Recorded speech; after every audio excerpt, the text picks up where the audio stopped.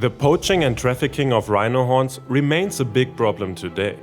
But what if we could catch these terrible rhino hunters by making the horns radioactive? Yeah, no joke, this is actually a real plan.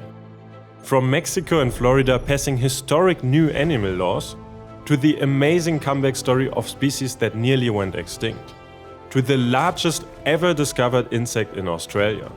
Hi guys, I'm Freddy, and these are 10 good news stories about animals that will definitely make your day better.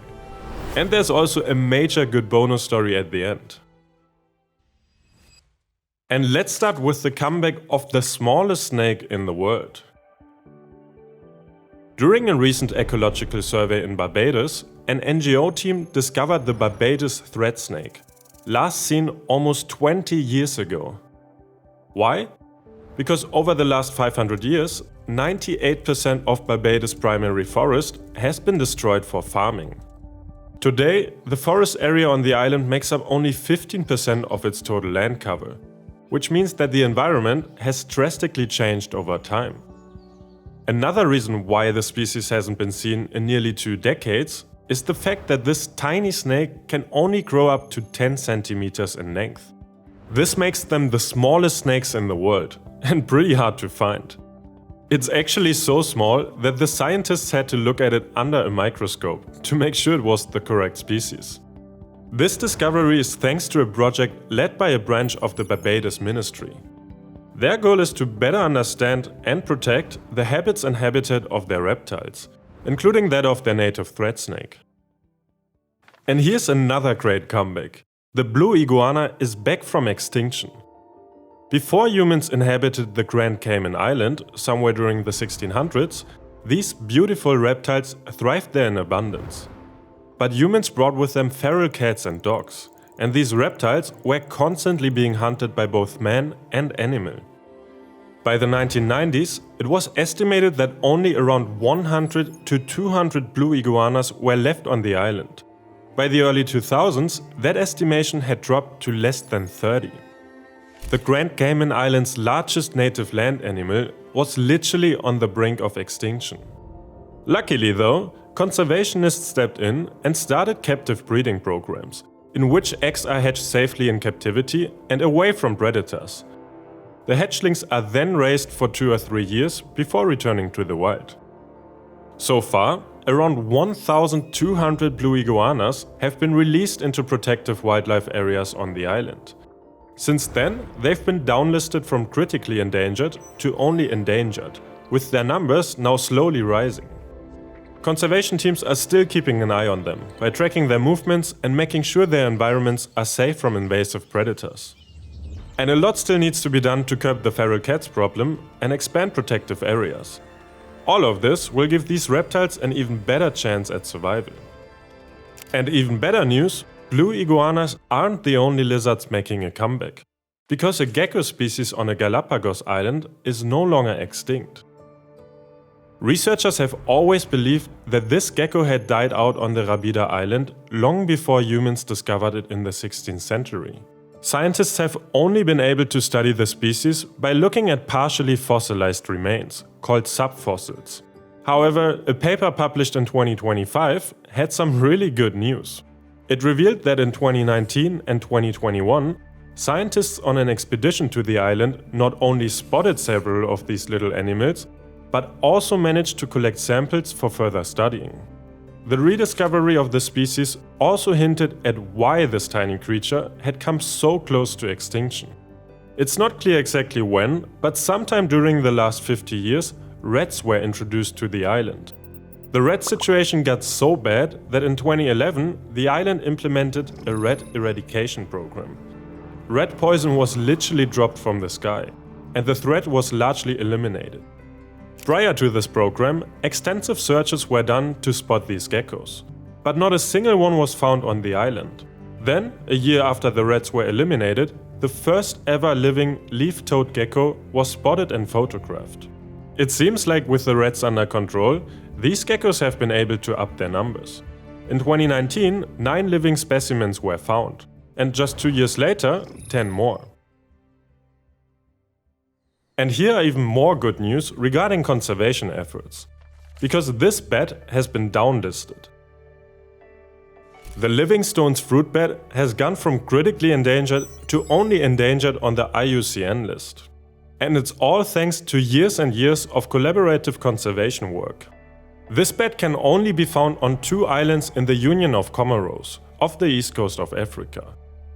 The problem is, though, that Comoros has seen massive deforestation rates over the past 4 decades.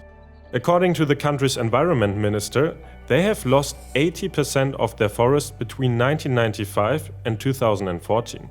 And the island of Anjouan only has 10% of its rainforest left today. So how did this happen? Well, Comoros is the world's leading producer of an essential oil derived from this tropical tree. It's a substance that's widely used in perfumes. However, distilling these oils requires a lot of wood fuel, which is a cheap method for a poor country. This, and the clearing of land to farm these oils, has led to the destruction of the fruit bat's natural habitat. Since 2019, the Dahari conservationists have been using GPS trackers to follow the movements of these bats and discover new roosting sites. They've also provided local farmers with cash and crop seedlings to help them farm sustainably without having to cut down so many trees. And these combined efforts have now led to the downlisting of the Livingstone's fruit bat. With around 1,500 bats in the wild there today, they are still endangered. But with collective efforts like these, everyone hopes that the numbers will keep rising in the future. And here are even more good news, because scientists came up with a very unique way to stop rhino poaching. The poaching of rhinos for their horns has been a massive problem for decades. Poachers come in, kill these rhinos and traffic their horns, mostly to Asian markets where it's then used in traditional medicine. A lot has already been done to try and stop the poaching of these animals. But while the numbers of poached rhinos have been going down recently, this criminal activity still remains an issue. Especially in South Africa, home to the largest rhino population on the African continent. That is why scientists are now suggesting a radical new method. Make their horns radioactive. Yeah, no joke, you've heard that right. But don't worry, it doesn't harm the animals at all. The program is called the Rhizotope Project. It involves inserting low-level radioactive atoms into rhino horns. These radioactive isotopes are not absorbed by the rhinos themselves, but can be picked up by radiation detectors at airports and other international borders. This can hopefully prevent the trafficking of rhino horns. Testing began in 2021, and the implementation kicked off at the beginning of this year. So far, 30 rhinos have been treated with these radioactive atoms, and the goal is to have 180 radioactive horns by the end of the year. This sounds kind of insane to say, but this is yet another international effort to save the rhino, since security systems all over the world will now be able to catch these horrible rhino hunters and stop their trading. Over in the United States, a new wildlife overpass is being built in Colorado. In July this year, construction crews started building the Greenland Wildlife Overpass across the busy 125 highway in Douglas County, Colorado. I know this might not sound super important, but this infrastructure will have a huge impact on local wildlife. It's a collaborative effort taken by the state to ensure that wild animals will have a safe crossing that connects their natural habitats. When completed, this will be the largest wildlife overpass across a major roadway in the entire world. A bridge will be built that's wide enough with sloped entrances so that large animals like mule deer, elk and pronghorn can use it. And it's estimated that the overpass will reduce animal collisions by an incredible 90%. That's awesome, because this stretch of highway sees an average of 1 animal collision per day. The project, with a price tag of $15 million, already hit the halfway mark by the end of July. It's scheduled to be completed by December of this year. And for more good news about protected areas, let's head over to Australia, where a conservation group is doing some excellent work. This group is called the Australian Wildlife Conservancy. In 2015, this conservancy started sheltering 162 woolies in a fenced area inside a Western Australia sanctuary. This was done to keep them safe from feral cats and foxes. And it worked, because those 162 woolies have now grown to a population of almost 1,000. Meanwhile, the AWC worked hard at keeping fox and cat numbers under control in the rest of the sanctuary. This allowed them to finally reintroduce 147 of the new population back into the sanctuary in July this year. Woolies are really important for the environment. They are called ecosystem engineers because they improve the soil by digging holes and spreading seedlings.